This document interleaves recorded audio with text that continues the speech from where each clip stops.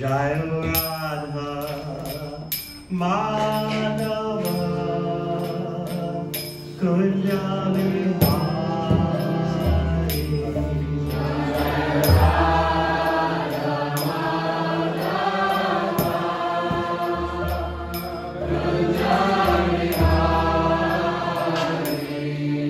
Jai Radha Madhava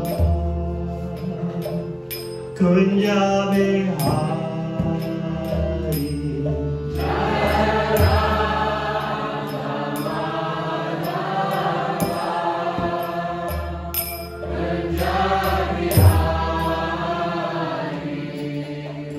Gopi Janapalava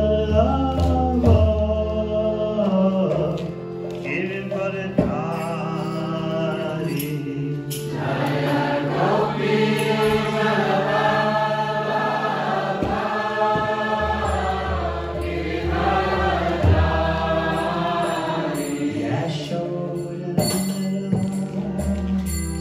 Braja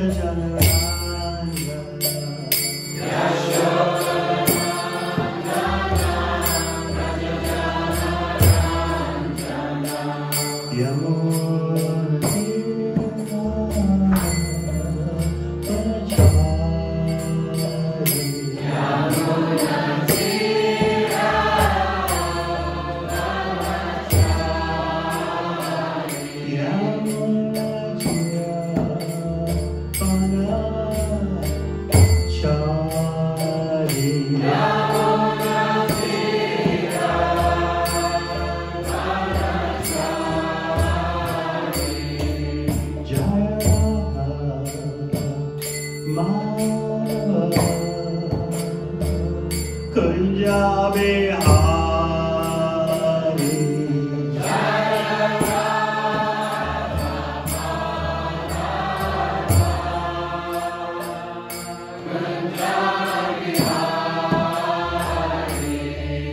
Jaya Gopi Janapalava Girinvaradhari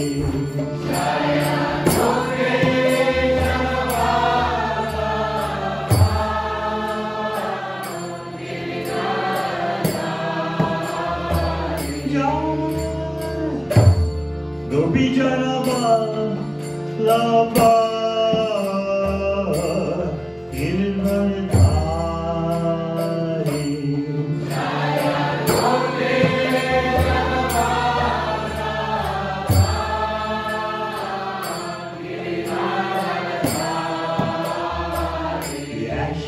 Yashodanandana Braja Janarandana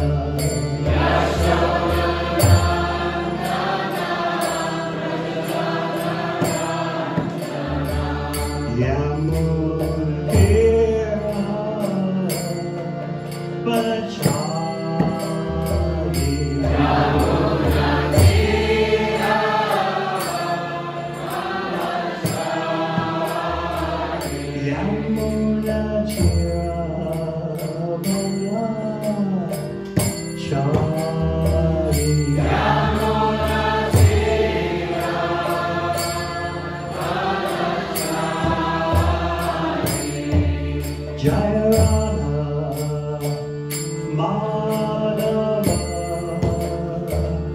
Kunja Vihari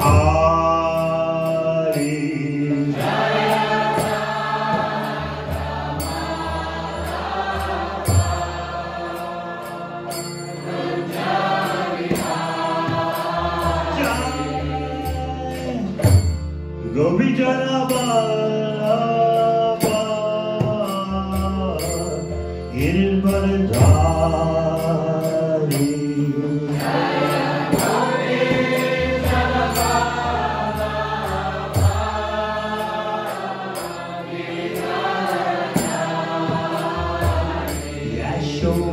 Yashodanandana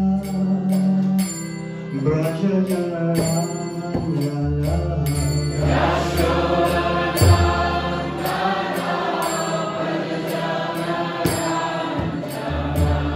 Yamuna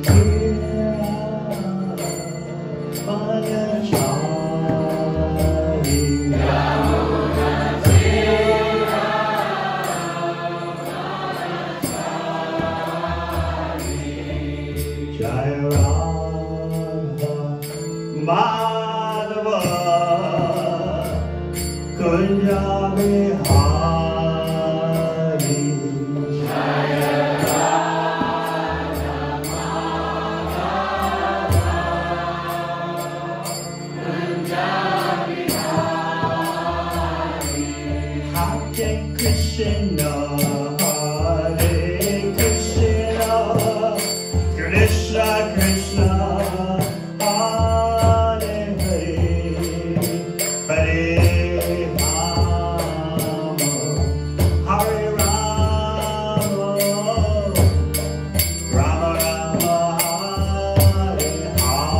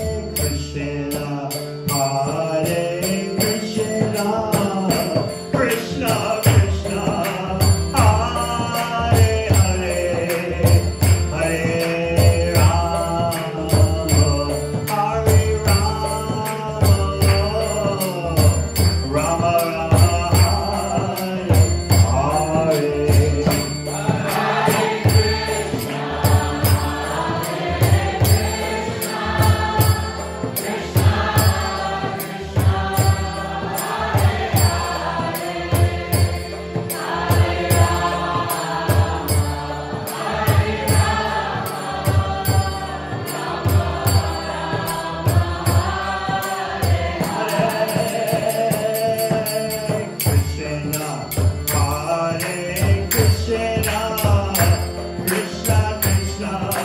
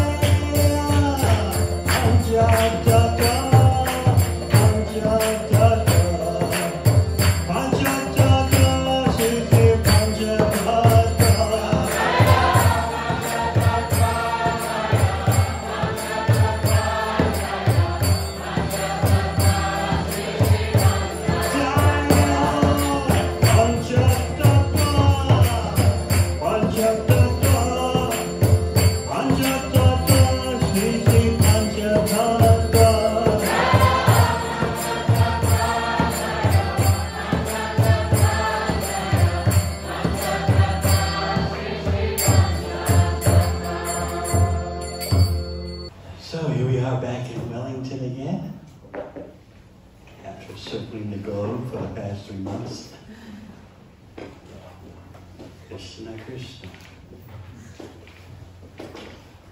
And we have our same program, Krishna, Krishna, and more Krishna.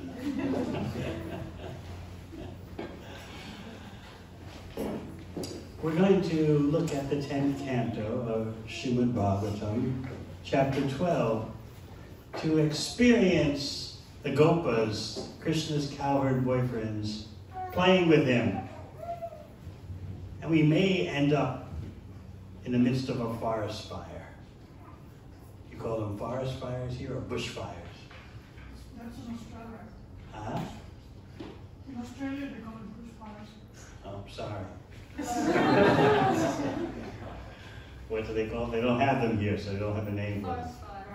Forest fire. Oh, okay. Where do they call them wildfires? Maybe the USA.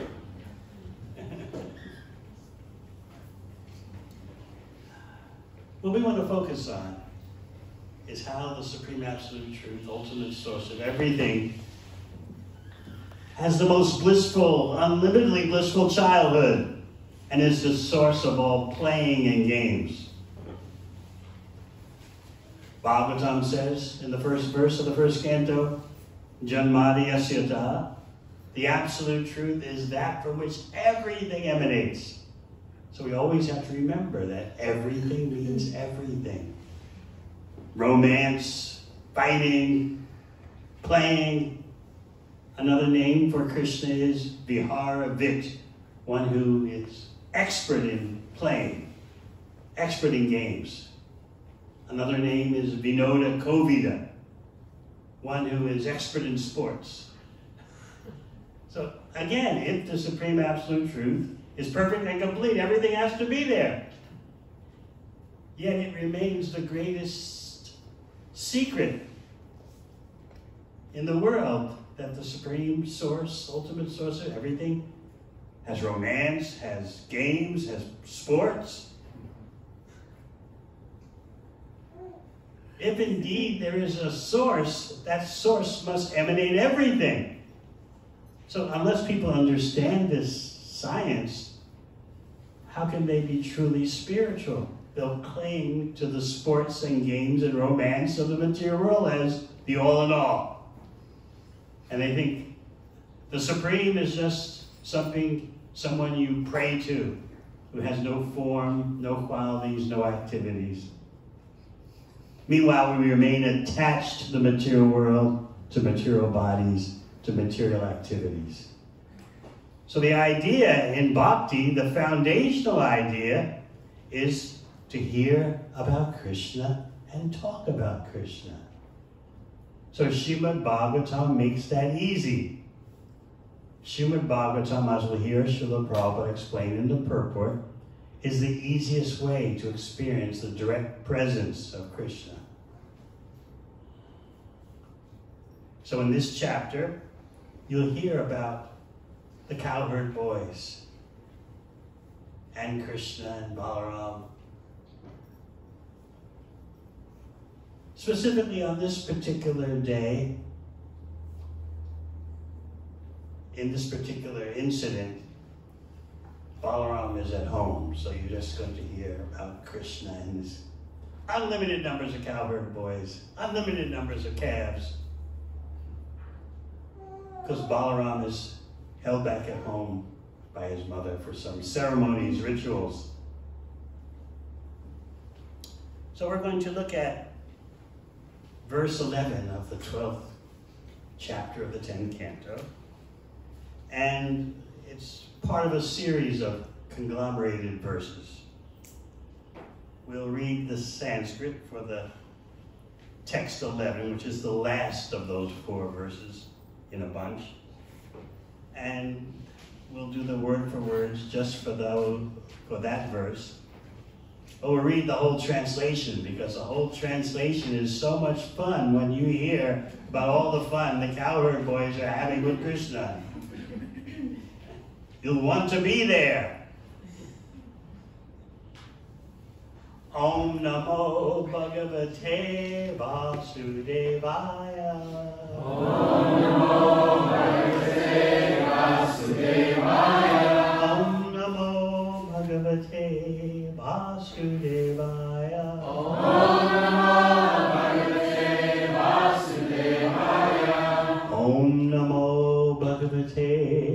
Vasudevaya. Om Namo Bhagavate Vasudevaya. Itam satam brahma sukhanubhuja. Itam satam brahma sukhanubhuja. Dasyam gatanam paradaivatena. Dasyam gatanam paradaivatena. Mayashritanam naradarakena.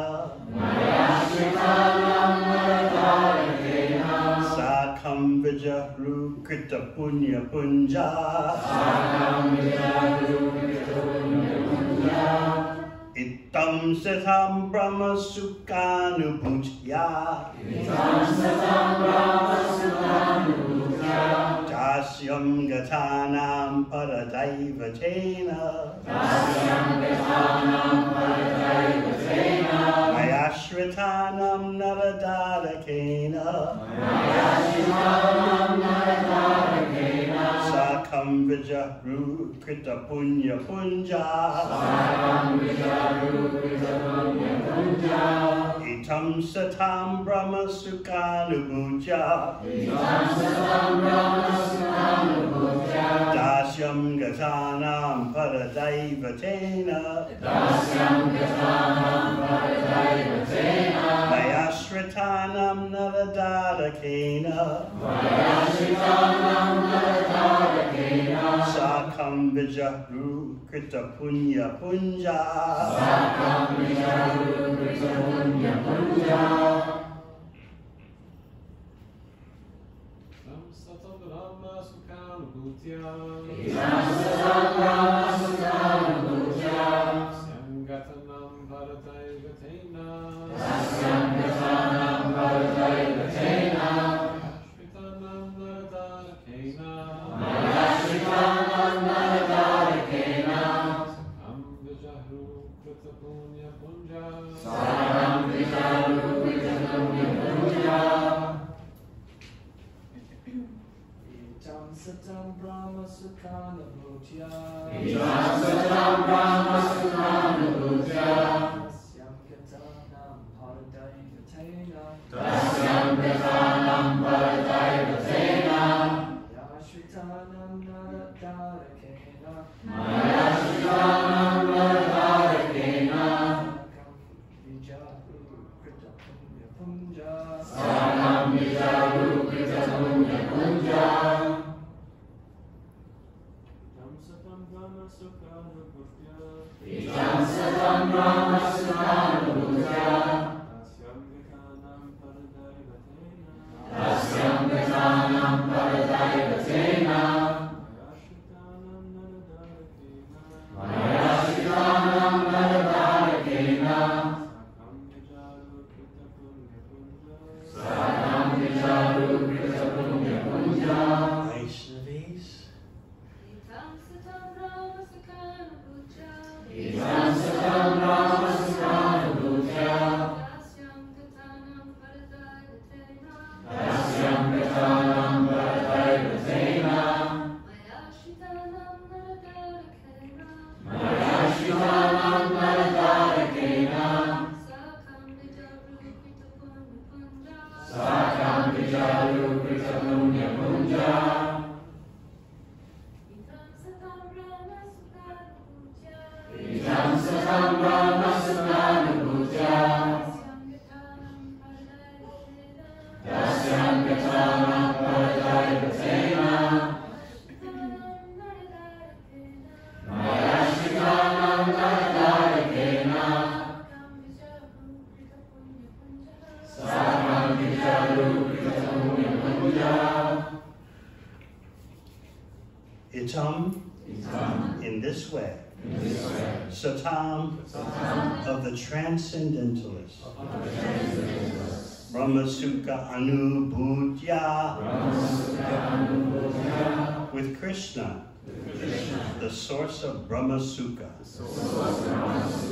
Krishna is Para Brahman, and from him originates his personal effulgence. That's Srila Prabhupada's enhanced word for words, making sure you get the point and don't deviate. Dasyam, servitorship. Katanam, of the devotees who have accepted. Padadaivatena, with the Supreme Personality of Godhead. Maya Ashritana, for those in the clutches of material energy. Naradarakena, with him who is like an ordinary child. Sakam, along with. Vijaru, enjoy. Krita Punya Punja, all these boys who had accumulated the results of life after life, pious activity. So now we'll read the whole translation for 4 verses, ending with what we just chanted. All the boys would be differently engaged. See, they're in the forest. Some boys blew their flutes, and others blew bugles made of horn. Some imitated the buzzing of the bumblebees, and others imitated the voice of the cuckoo. Some boys imitated flying birds by running after the birds' shadows on the ground. Some imitated the beautiful movements and attractive postures of the swans.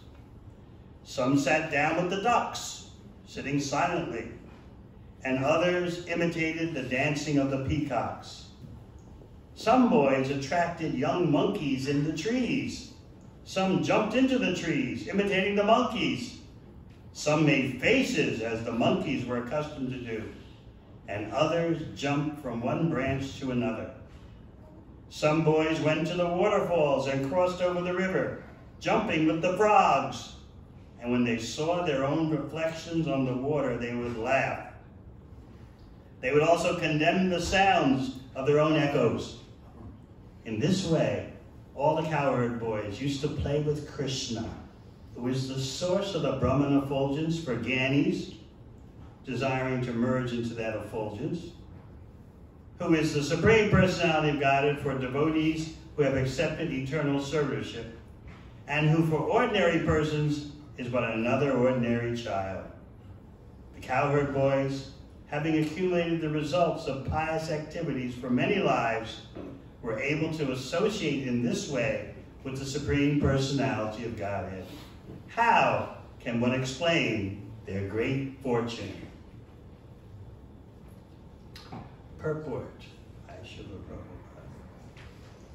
As recommended by Srila Rupa Goswami, Tasmat kenap upayena mana krishnaye niveshayet. Bhakti Rasamrita Sindhu.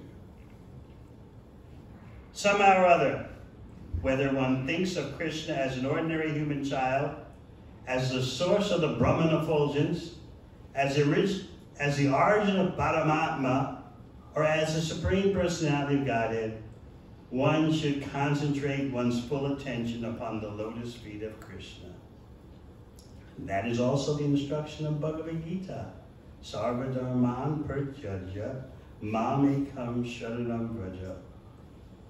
Srimad Bhagavatam is the easiest way of directly approaching Krishna. Ishvara sadhyo hridya varujyate trakritibi shushrushibis tat shanat. Diverting even a little of one's attention toward Krishna and activities in Krishna consciousness immediately enables one to achieve the highest perfection of life. This is the purpose of the Krishna consciousness movement. Lokasya janato vidvams chakre satvata samhitam. The secret of success is unknown to people in general, and therefore Srila Vyasadeva, being compassionate toward the poor souls in this material world, especially in this age of Kali, has given us the Srimad Bhagavatam. Srimad Bhagavatam Puranam Amalam Yad Vaishnavanam Priyam. For Vaishnavas who are somewhat advanced, or who are fully aware of the glories and potencies of the Lord, Srimad Bhagavatam is a beloved Vedic literature.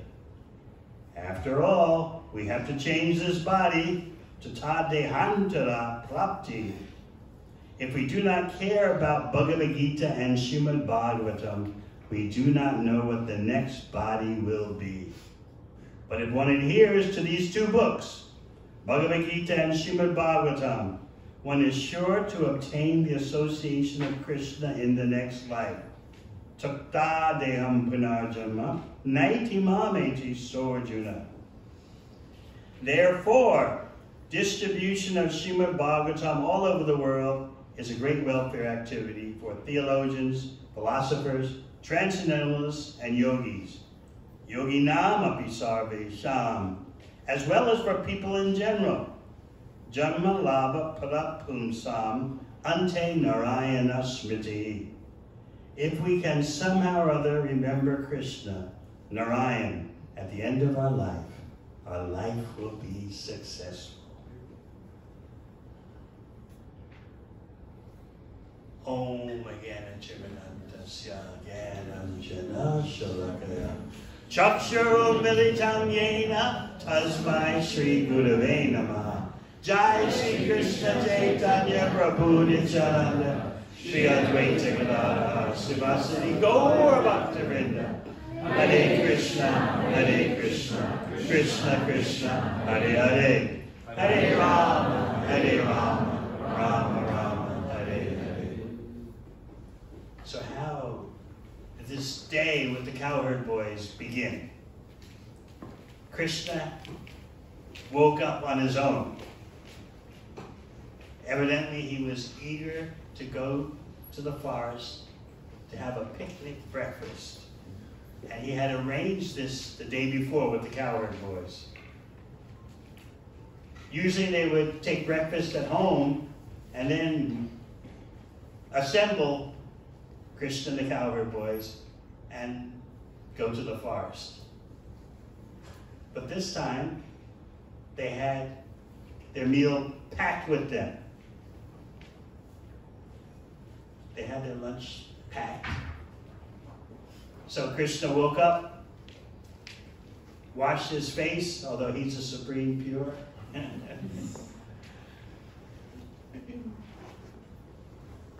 Dressed, and then stepped outside of his house and bugled on his buffalo horn. Upon hearing that sound, thousands upon thousands of cowherd boys emerged from their homes.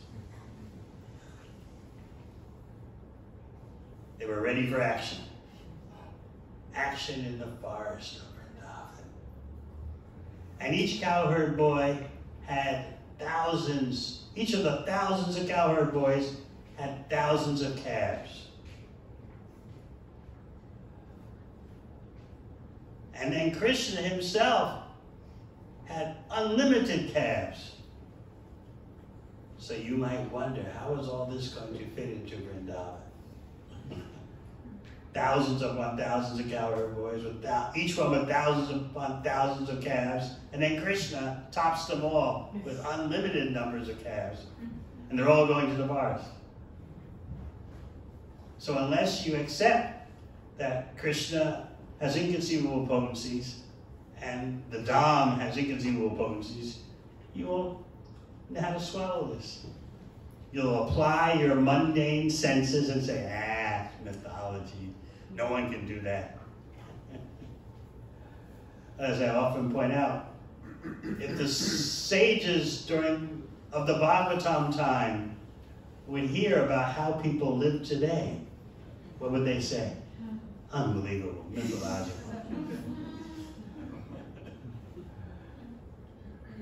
So myth is in the eyes of the beholder. If you can't accept that Krishna is inconceivable with inconceivable energies, what is the use?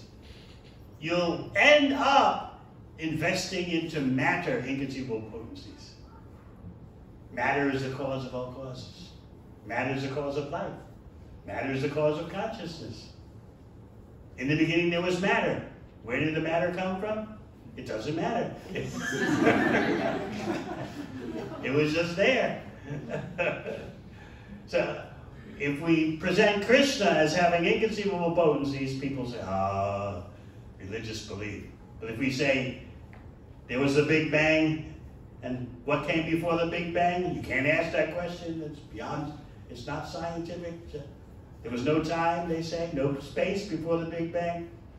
So out of nothingness, something happens. Have faith, believe.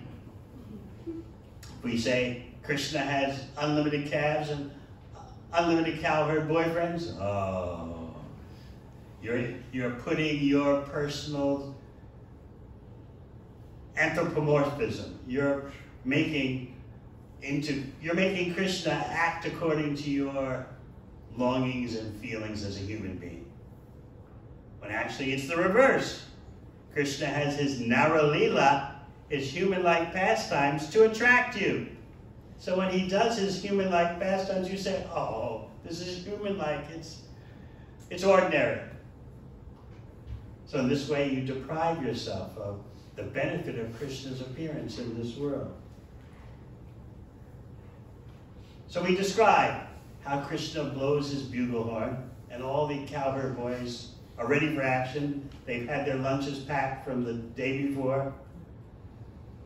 And they join Krishna, and together they go to the forest. And in the forest, they're playing games. They're having fun. When we hear about Krishna and the cowherd boys having fun, we might become envious. But why envy the Leelas of Krishna when Krishna is inviting you to join the Leelas? But we don't want to pay the price for that. We want to have our own Leelas, our own pastimes in the material world of matter. And we're willing to suffer for that so-called privilege. So in the forest, they're sporting, the young cowherd boys and Krishna. And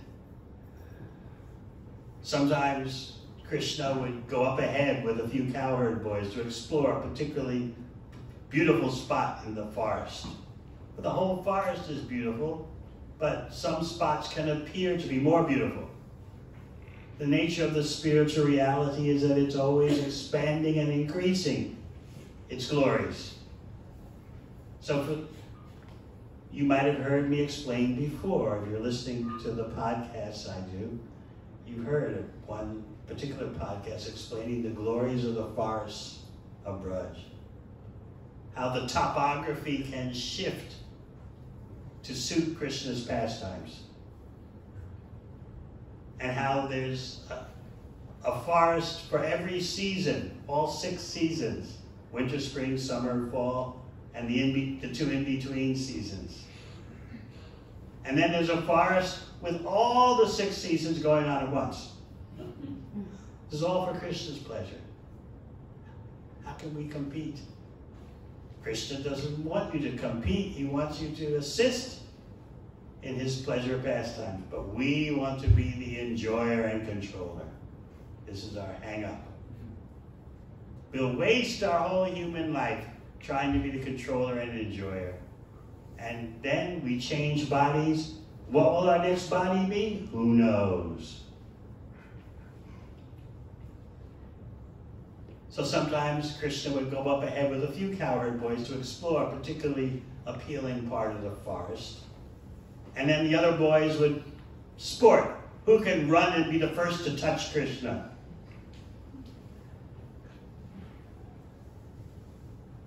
And then sometimes they would eat the lunch of a cowherd boy. And he would try to get it back, and they would toss it to another cowherd boy. They would do this continuously. Until finally the cowherd boy starts crying. Then they give his lunch back to him. Or sometimes they would steal the cowherd boy's lunch and put it at the base of a tree that's surrounded by thorns and full of red ants.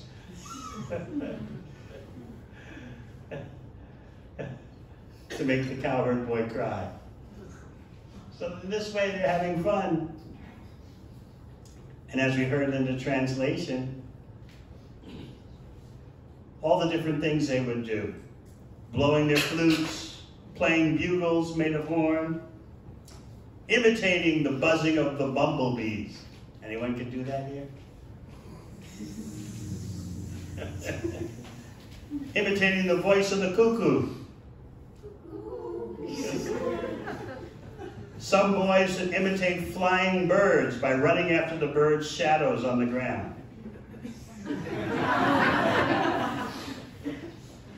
Some imitated the beautiful movements and attractive postures of the swans. Some sat down with the ducks, sitting silently, and others imitated the dancing of the peacocks. Some boys attracted young monkeys in the trees. Some jumped into the trees, imitating the monkeys. Some made faces as the monkeys were accustomed to do, and others jumped from one branch to another.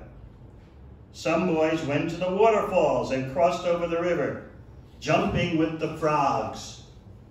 They would sit next to a frog, and then when the frog would jump into the water, they would jump also into the water. And when they saw their own reflections on the water, they would laugh.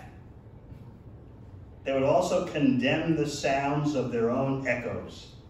They would say something, like yell down into an empty well, and they would hear the echo come back. And they would curse the echo. You're gonna die. They would curse the echo and threaten the echo of their own voice. So in this way, all the cowherd boys used to play with Krishna, who is the source of the Brahman effulgence for Gyanis, desiring to merge into that effulgence. So that's the first part of the verse. Itam satam brahma sukhanubhujya.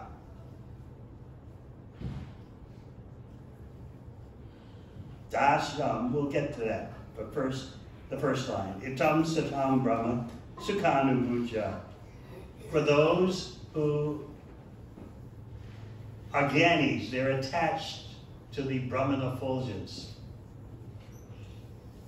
They think of the Supreme Absolute Truth in that way.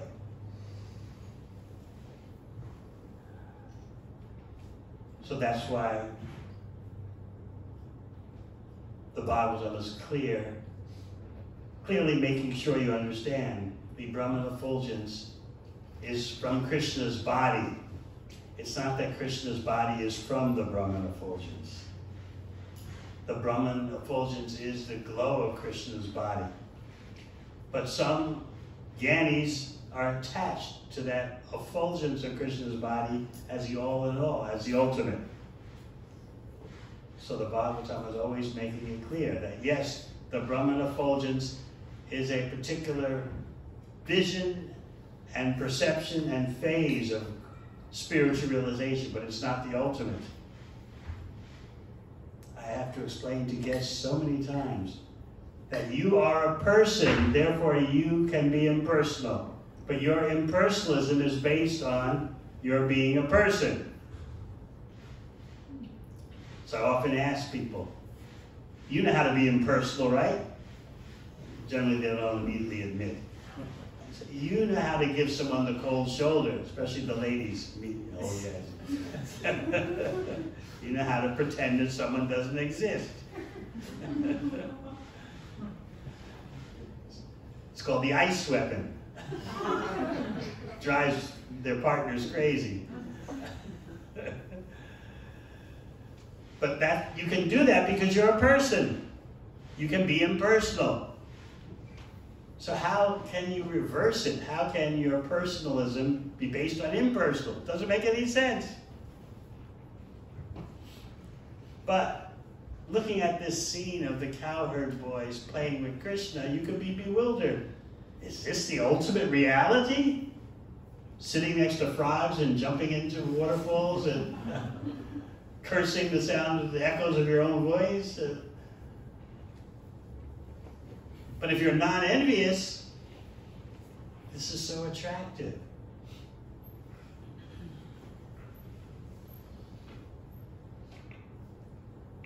But not everyone is meditating on Krishna's effulgence. Others, dasyam gatanam padadaivatena. Others accept Krishna as the supreme authority with awe and reverence.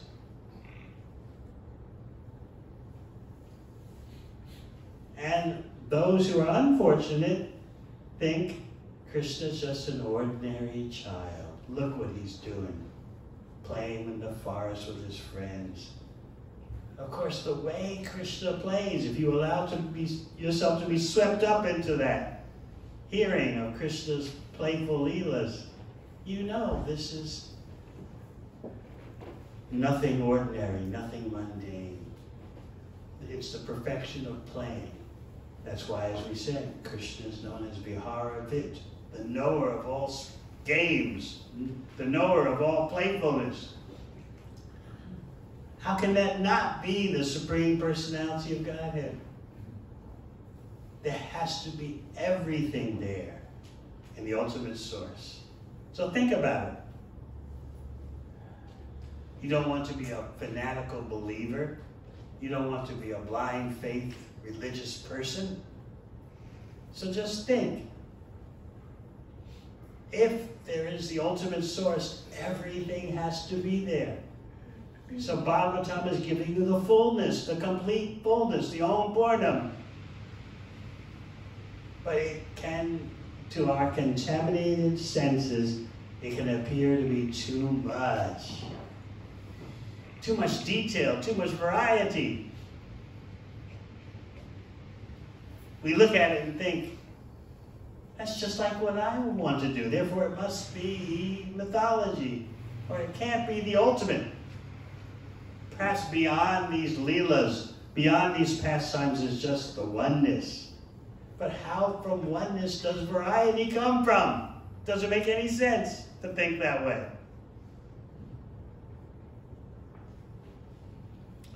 So therefore, in the word for words, when you read Brahma Sukha Anubhuja, Srila Prabhupada helps you out.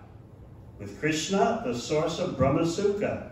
And he adds, Krishna is Pada Brahman, and from him originates his personal effulgence.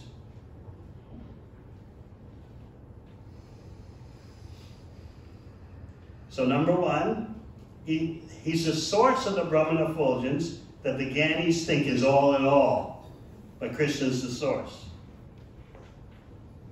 The Gyanis desire to merge into that Brahman effulgence, not knowing that Krishna is beyond the Brahman effulgence. The Brahman effulgence is his personal growth.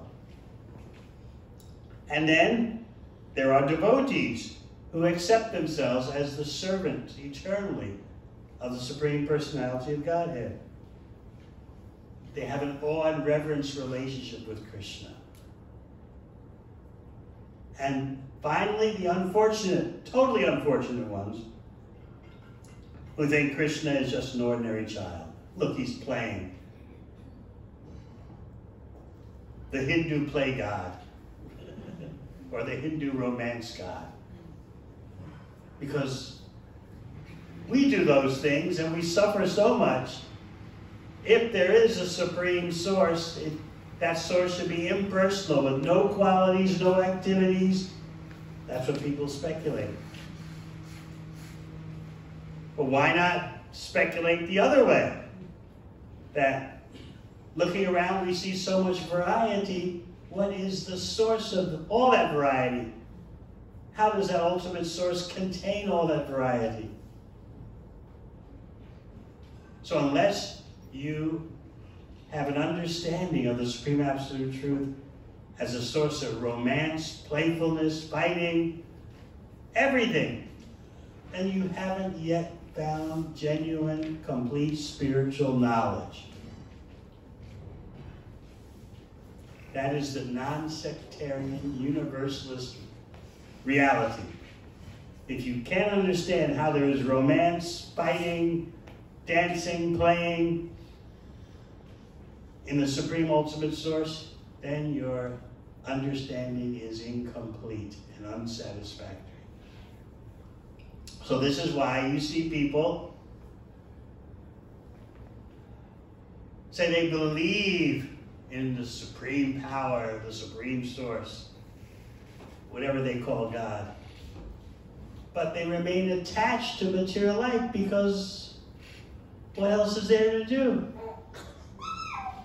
Meanwhile, Krishna is inviting you, confirmed.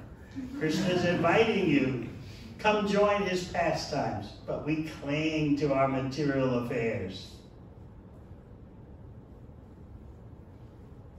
So this is why bhakti has two sides, positive and negative. The negative side is we don't do certain things because we don't want our realization of Krishna's pastimes to be diminished. And it has the positive side, bhakti. The positive side of bhakti is what directly increases our attachment to Krishna. So therefore, Prabhupada writes in the purport, Srimad Bhagavatam is the easiest way for directly connecting with Krishna. Vyasadeva has made it easy for us. Just like our motto here at the Bhakti Lounges, we make it easy. We make it easy to come to bhakti, we make it easy to grow in bhakti, and we make it easy to distribute bhakti to others. We make it easy. So Vyasadeva edited the Vedic knowledge in such a way to make it easy out of compassion, his compassion.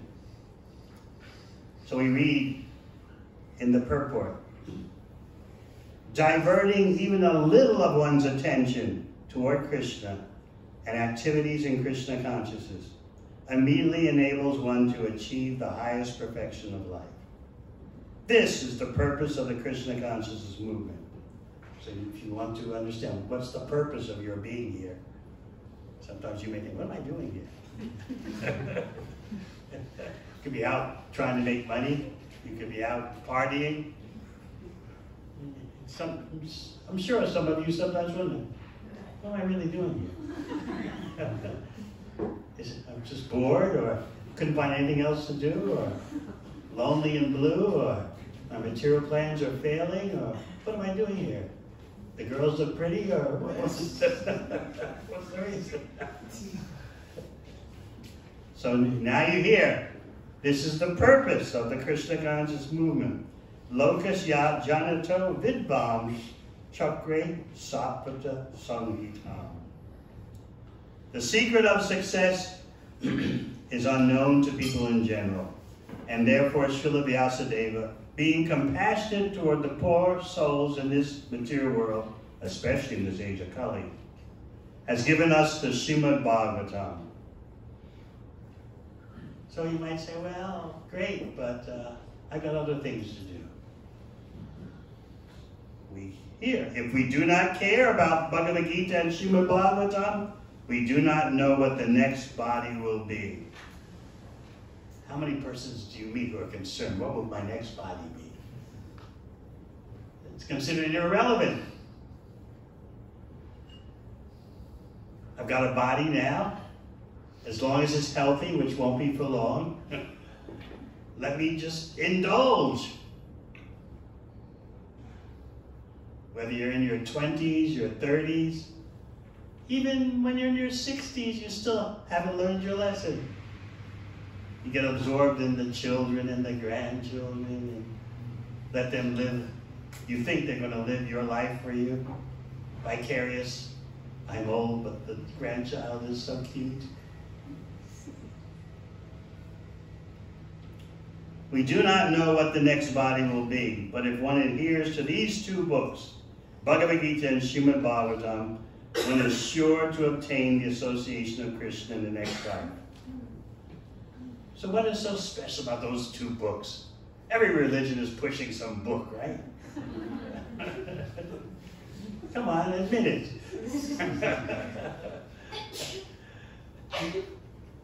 Then you have to understand what is special about Bhagavad Gita. You have Krishna in Bhagavad Gita talking to you directly. And in Srimad Bhagavatam, you have the greatest devotees of Krishna talking to you directly.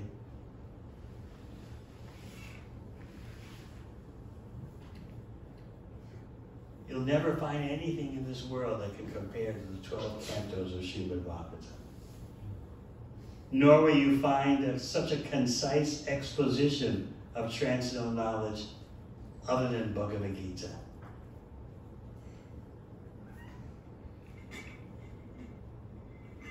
So the more you understand what is special about Bhagavad Gita and Srimad Bhagavatam, the more fortunate your life will be. So Prabhupada continues, therefore, distribution of Srimad Bhagavatam all over the world is a great welfare activity for theologians, philosophers, transcendentalists, and yogis, as well as for people in general. And in this way, at the end of your life, Ante Narayana Smriti, if you remember somehow or other Krishna, your life is a complete success. But when we think about the secret of success, so many other things come to our mind. Career success, relationship success, social respect, social standing, all of which is useless at the time of death. And it's even useless while you're alive because it won't satisfy you.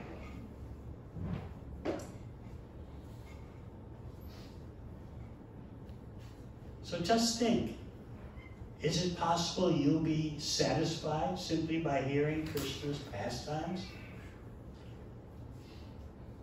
Do you think it could be possible? Is it a goal for you that's worth striving for?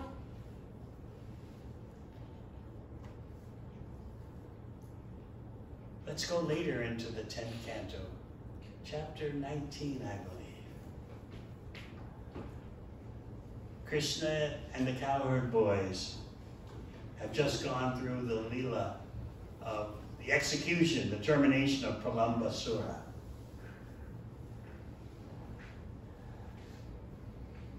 In that sporting before Pralambasura is dispatched, there was one particular tree, Bandira, a banyan tree that was played a very important role in Krishna's cowherd forest pastimes.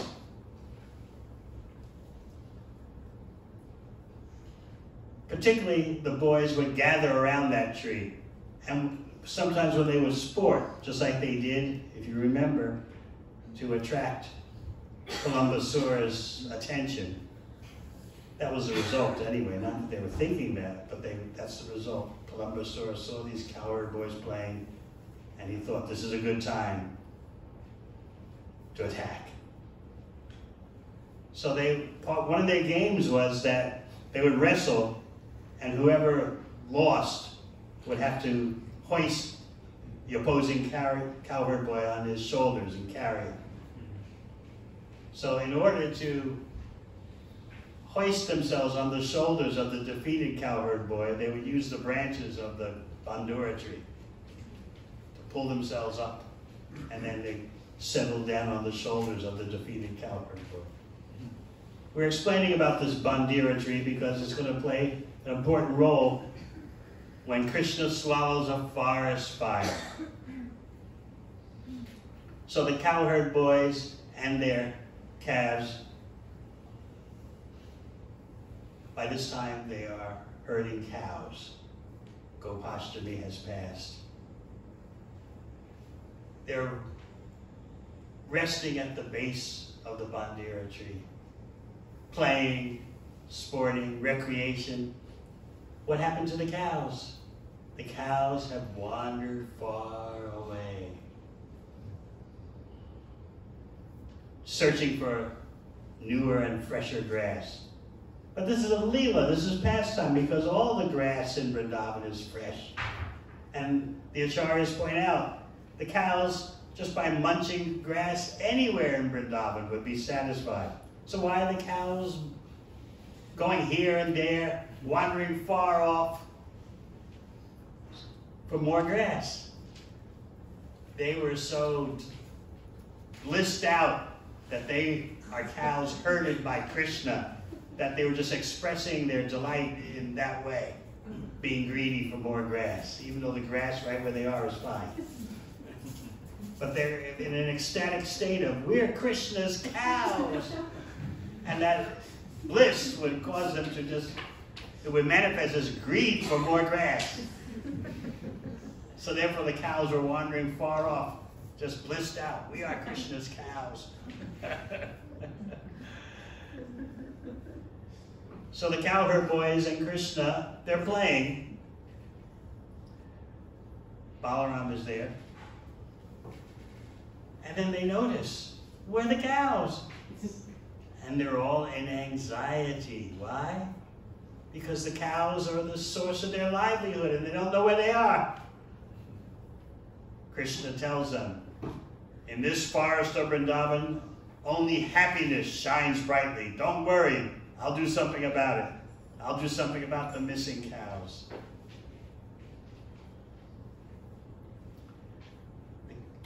The cowherd boys were feeling bereft, like someone who has lost all their happiness, or like a wealthy person who instantly has lost all the money.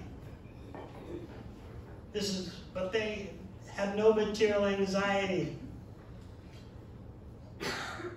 This is just pleasure pastimes, the bliss of being in anxiety. Where are the cows? Oh no. Krishna knows everything, Krishna and Balaram. But for the sake of the pastime, they're acting like, well, we don't know.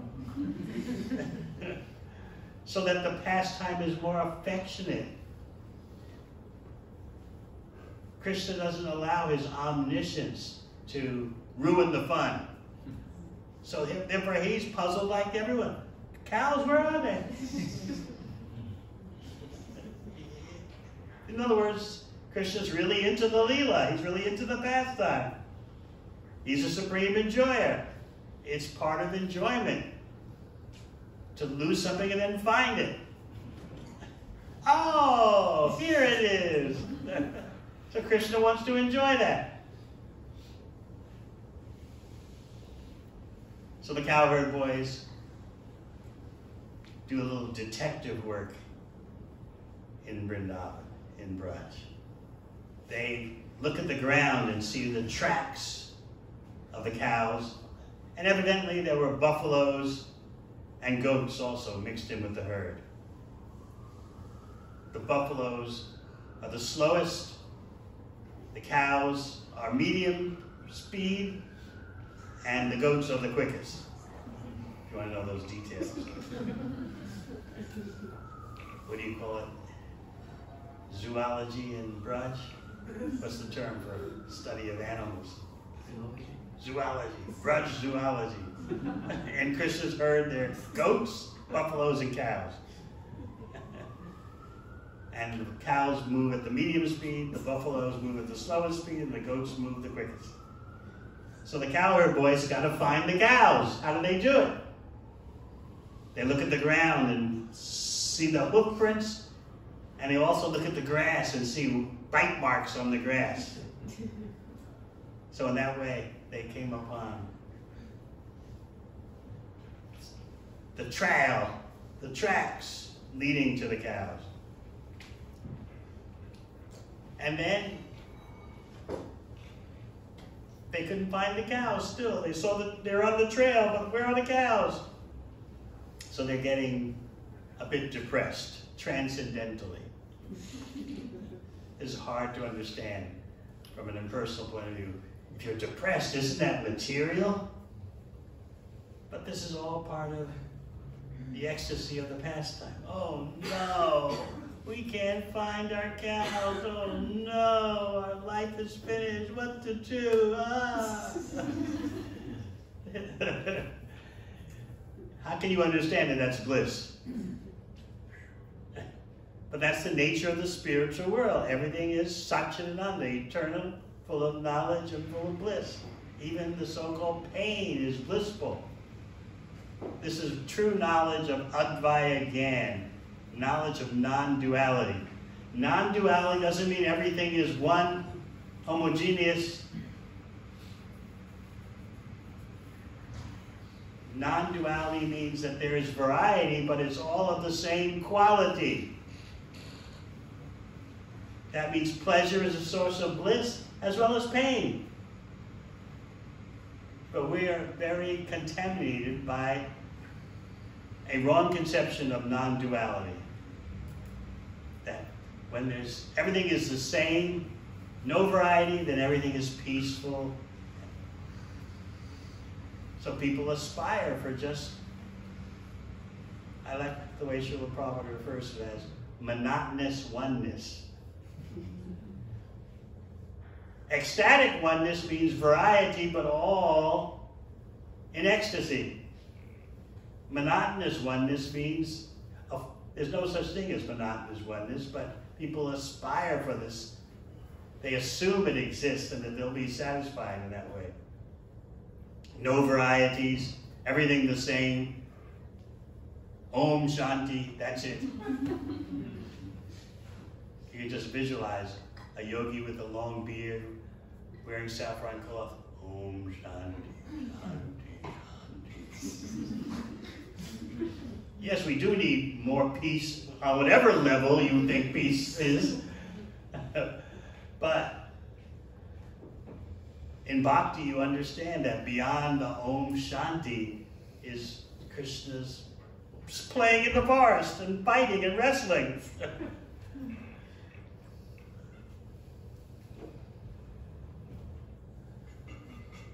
So where are the cows?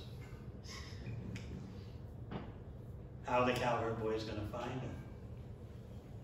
So they tell Krishna, we can't find the cows.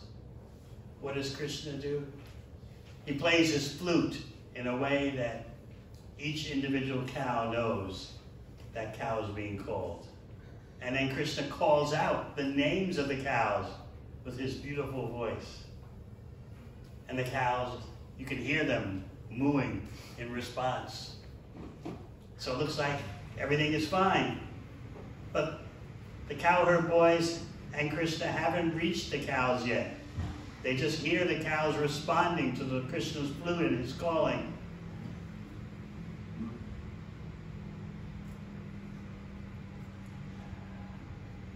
So the cows are mooing, yes, we're here, we're here.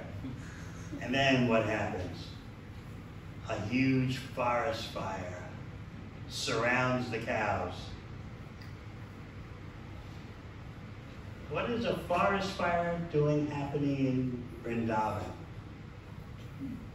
The acharyas explained that actually a forest fire has no place in Vrindavan, but this is a special forest fire that was probably a friend of Pralambasura, because these wizards can take whatever form they like.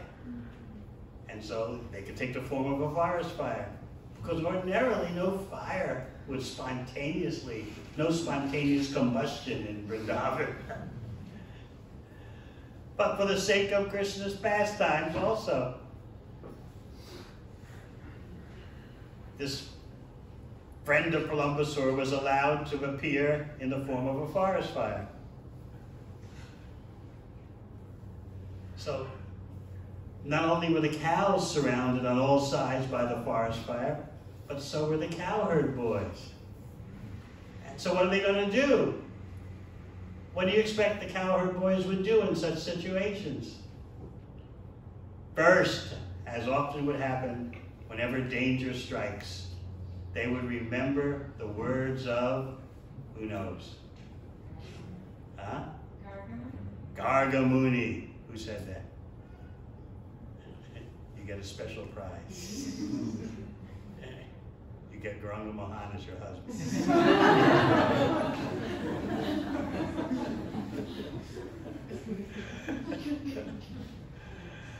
Yes, they always remember the words of Garga Rishi, who said, this boy will protect you from all kinds of dangers. They don't remember anything Garga Rishi said about Krishna being sort of the Supreme Personality of Godhead. They don't remember anything like that. They just remember it. Garga Rishi said, Narayan will enter into this boy and protect us. Now the question is, are the cowherd boys just trying to save their own skin? Is that why they're calling out to Krishna? They call out, Krishna, Krishna, Mahavira. Oh, powerful, potent Krishna. Hey Rama, Mita Vikrama. Balaram, you're the performer of inconceivable acts with inconceivable potencies. Please save us. Sounds selfish, doesn't it? Although you would certainly have no hesitation to call upon Krishna when you're in distress. But why is it not selfish? They're not thinking save our own skin. They're thinking we can't tolerate separation from you. We don't mind dying, but death means separation from you. Save us from separation from you. It's hard, a little hard to grasp, isn't it? They're calling out to Krishna, save us, save our association with you. If we die, we'll be separated from you. We don't want to be separated from you. Save our relationship with you. It's very different. So probably all this time you thought that the cowherd boys, other residents of Vrindavan, when there's danger attacking, they're naturally turning to Krishna, save us. But no, they're praying that there be no separation.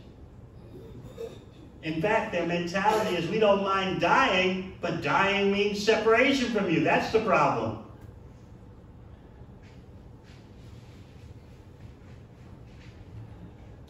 Meanwhile, this forest fire is fierce. It's burning the vegetation. All the forest animals are running here and there trying to escape. And Krishna and the cowherd boys, their cows are just moaning. Why does Krishna let this happen? These scenarios, these emergencies, drive the Brijbasis closer to him.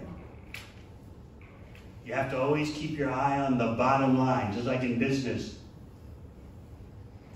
Gopal Guru Prabhu can tell you, watch the bottom line. So in Braj Leela, you got to watch the bottom line. The bottom line is, how does the situation increase attachment for Krishna? How does it deepen the love? That's the bottom line. Just like a real business person makes a profit whether the price is going up or down. Similarly, in Braj Leela, whether it's so-called disaster or so-called prosperity, the bottom line, the profit is always there. An increased attachment to Krishna.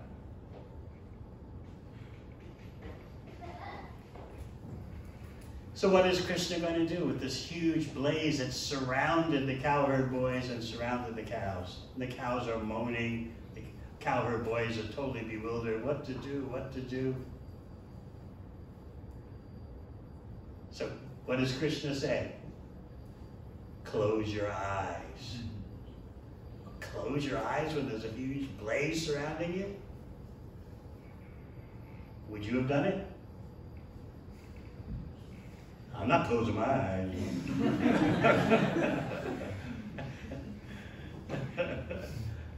That's the weirdest thing I've ever heard. If I'm going to die with my eyes open. What would you have done in this pastime? For the cowherd boys, the acharyas say they were a little puzzled at first, but then they figured it out. They think that Krishna is the master of transformational jewels and mantras. But these jewels and mantras only work if no one sees. So that's why he's asked us, close our eyes. So okay, we'll do that. So that his jewels and mantras will work because no one can watch if these jewels and mantras are going to work effectively. So okay, we'll close our eyes. Now what was Krishna thinking? Krishna's thinking, I'm asking them to close their eyes because if they see me swallow a forest fire, they'll jump into the fire thinking I'm in danger. I don't want that to happen. This is the second time Krishna has dealt with a forest fire. The first time on the bank of the Yamuna after dancing on Kaliya's head. How did Krishna do it? He made sure that Mother Yashoda and Nanda Maharaj didn't see him deal with the forest fire, because they wouldn't have been able to handle it. So the same thing in this second forest fire. The first forest fire was rumored to be a friend of Kaliya making revenge. In this second forest fire, friend of Pralambasura. So this time, Krishna had the cowherd boys close their eyes. He didn't want them seeing him swallow the forest fire, because they would have jumped into the fire. Oh no, Krishna's going to burn up. Our friend Krishna's going to burn up. He's dearer than our own life. We've got to jump into the fire and save Krishna. Close your eyes. So they closed their eyes, and then Krishna cupped his hands around his mouth and drank the forest fire.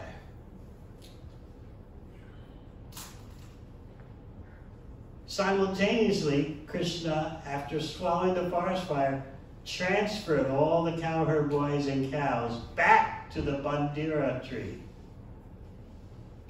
So then when they were situated back at the Bandira tree with their cows, relaxing, Krishna said, all right, open your eyes now. Well, what happened to the forest fire?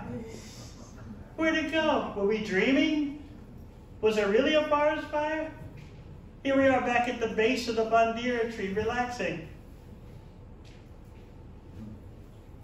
So they began to speculate. Sometimes it happens in Vrindavan. In the Leelas, the cowherd boys start speculating. There was a forest fire, wasn't there?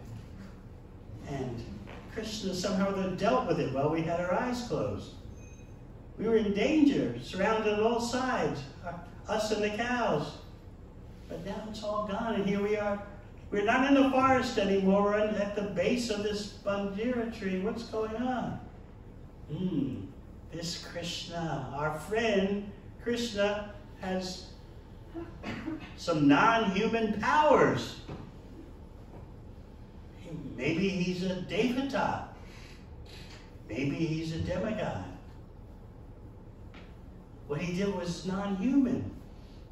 But you know what that means? Since we're all friends, Krishna's our friend, and we are Krishna's friend, he's a demigod. That means we're demigods too, because we're all equal. So, it's now time to go back to Nandagram. Leave the forest and go back to the village. So they're marching back to the village. First, the residents of Nandagram, they see the dust cloud from the hooves of the cows. And then they hear the flute of Krishna, the cowherd boys playing on their bugles. They hear all that.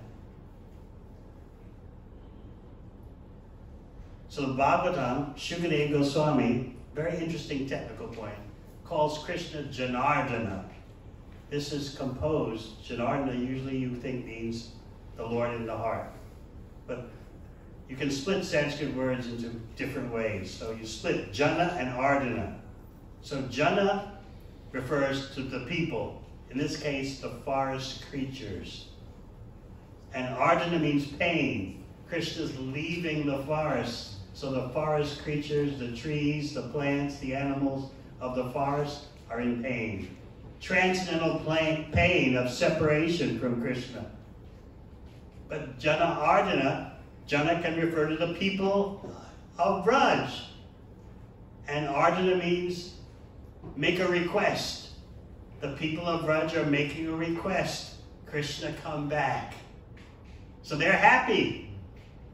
The people in Braj are happy, and the forest creatures are lamenting. All this is there in Janardana. So Krishna's and the cowherd boys are passing neighboring villages to Nandagram, and the gopis in those villages are on their roof. At the top of every house is a special lookout post where you can, like a top balcony, and you can look out and see this way and that way. So it's a very appropriate location for the young girls to be able to be up on the roof, maintaining their respectability and chasteness while staring at Krishna down below. So they're doing that. And sometimes their eyes lock with Krishna's eyes, as if discreetly from up above on the ledge of their house, the balcony, they're giving Krishna sidelong glances. Where was it? I think it was at Gitanagri a couple of months ago, last month. I was asking the ladies, demonstrate sidelong glances. Anyone can do it?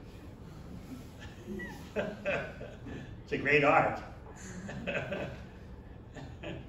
No one can do it. Special Vrindavan art. That's it.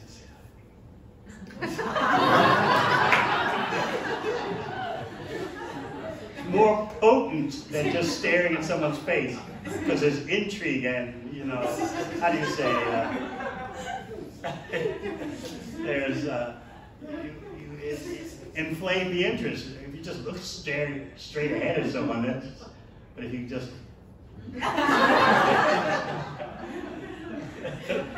try it.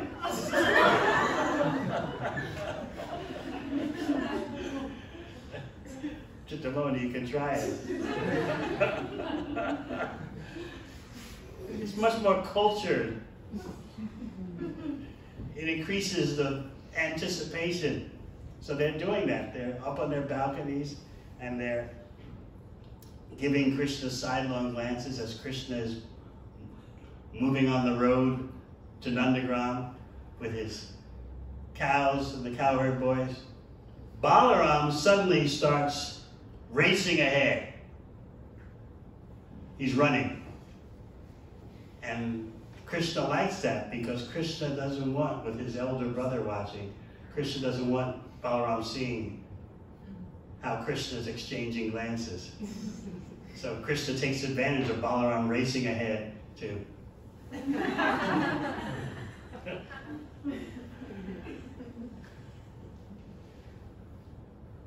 So in this way, Krishna has extinguished the forest fire in the forest, and now he's going to extinguish the pain of separation of the gopis in the village, who are the topmost gopis, closest to Krishna, especially Srimati Radharani. They are feeling a moment's separation to be like hundreds of yugas. This is a symptom, the acharyas point out, of the topmost level of Krishna praying. Praying has 7 levels, beginning with praying on up to Mahabhava. So this is Yugayatam Nimeshena. A moment seems like 1,000 yugas or more. That's a symptom of the topmost level of love of Krishna, experienced only by the most intimate devotees of Krishna, like Srimati Radharani and her group, called Mahabhava. So that is not an ordinary, everyday feeling that a moment feels like hundreds of yugas in separation from Krishna. Just like when you say, Govinda Virahena Me, the whole world is empty without Govinda. How can you really say that when the whole world's full of hustle and bustle and activity? But at this topmost level of love of Krishna experienced by the greatest devotees, indeed the world is vacant. Shunyayatam Jagat Sarvam. Never mind, there seems to be so much business activity, conversation, this, that, the other, recreation. empty, zero. So that's the topmost level of love of Krishna, experienced only by the most intimate devotees. So Krishna is coming to relieve the suffering and separation, especially of the gopis of Vrindavan. Previously, Shukadeva Goswami in previous descriptions would talk about Mother Yashoda's feelings of separation when Krishna's gone during the day in the forest with the cows. But this time, Shukadeva Goswami is focusing on the gopis and how Krishna's emerging from the forest relieves them of the fire of their separation. But remember, Lord Chaitanya came to teach what? That love of Krishna and separation is the ultimate. Because in those feelings of separation, you have Krishna more than when you're meeting with him.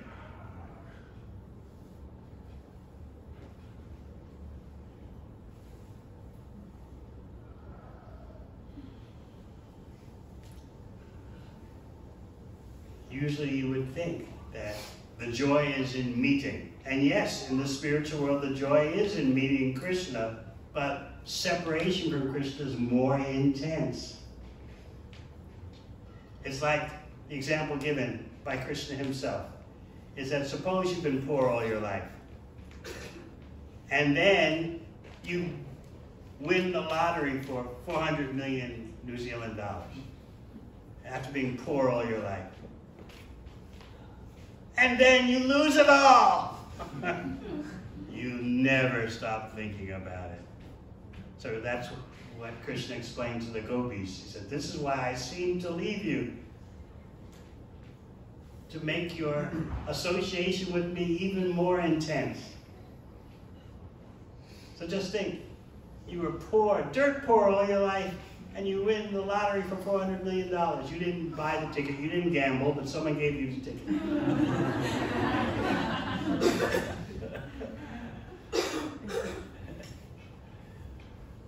We can ask Gabriella's mother, how would you feel if you won 400 million and then you lost it all? Huh? You'd be devastated. I had it all. And it's gone. It's better you never had it at all than to have had it all and lose it. So that's how Krishna treats his devotees. He makes it so you'll never stop thinking about him.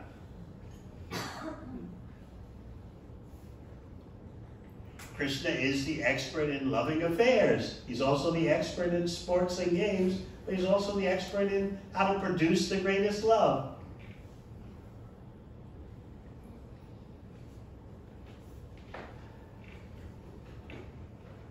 So just think about the cowherd boys. They thought they had it all figured out. Krishna's done something non-human. He must be a devata, a demigod. We all know what that means. He's our friend, we're his friend, we're devatas too. Everything's even Steven. So their Sakya Prem, their love of Krishna in friendship, was not affected by Aishvarya, seeing the opulence, the power of Krishna, the majestic power. Whereas who in Bhagavad Gita was affected by the Aishvarya, the opulence, the grandeur of Krishna? Who was affected? Arjuna.